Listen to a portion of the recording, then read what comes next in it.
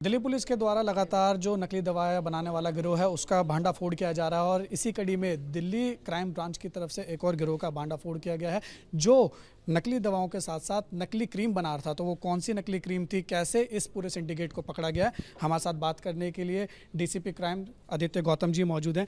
Aditya sir, क्या ये पूरा मामला है और इस गिरोह को कैसे जो है वो पकड़ा गया, दिल्ली पुलिस कैसे उन तक पहुँची? देखिए, हमारी साइबर सेल की टीम ने इस पे काफ़ी बड़ी सफलता हमारी साइबर सेल की टीम को मिली है।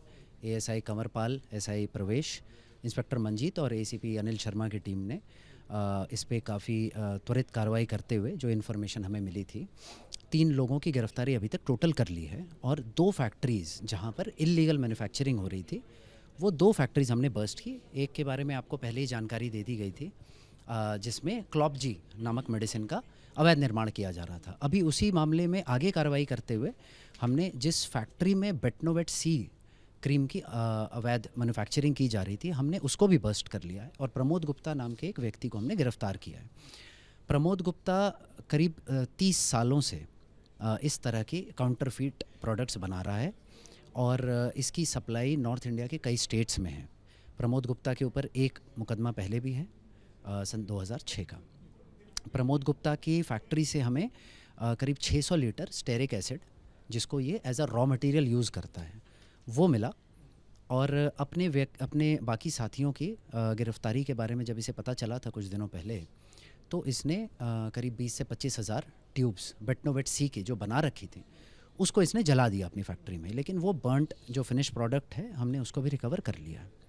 इसके अलावा ये 2 तरह की क्रीम्स और बना रहा था अपनी फैक्ट्री में। आपने नाम सुना होगा, Fair and Lovely and Veet hair removal creams. तो इनके भी करीब 800 ट्यूब्स बने हुए हमें इसके पास से मिले। सर, जिस तरीके से ये नकली क्रीम जो है वो बना रहा था वो स्किन के लिए भी काफ़ी हानिकारक होती हैं। इसको बेचा कितने पे जा रहा था मार्केट में, रिटेल में कितने रुपए में ये इसको बेचा जा रहा था? देखिए, अंदाज़न आप ये समझ लें कि जो मार्केट में जेन्युइन प्रोडक्ट की कीमत है उसके आधे दाम में ही ये बेच रहे थे।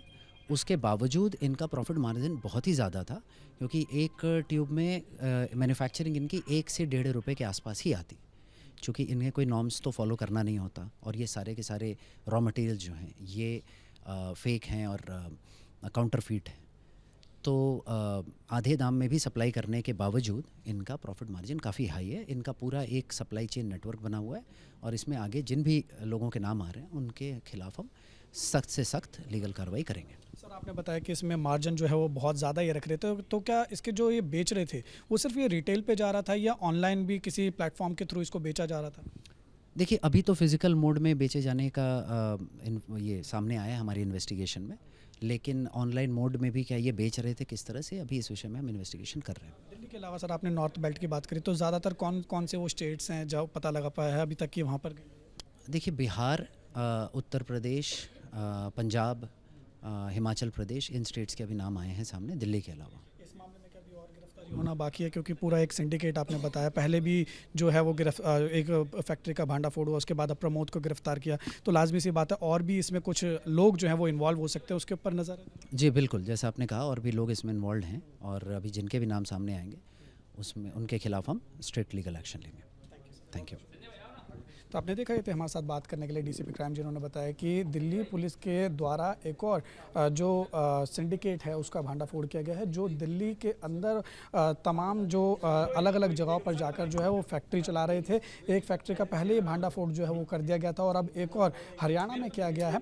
और यहाँ पर आपको बता दें कि नकली जो फेयर एंड लवली है वो बनाने का काम कर रही थी ये सिंडिकेट, और इसके साथ ही जो बेटनोवेट सी है वो नकली क्रीम भी बनाए जा रहे थे और मोटा मार्जिन कमाने के लिए इस तरीके के जो फैक्ट्री है वो चलाई जा रही थी, जिसका भांडाफोड़ अब दिल्ली पुलिस के द्वारा किया गया है।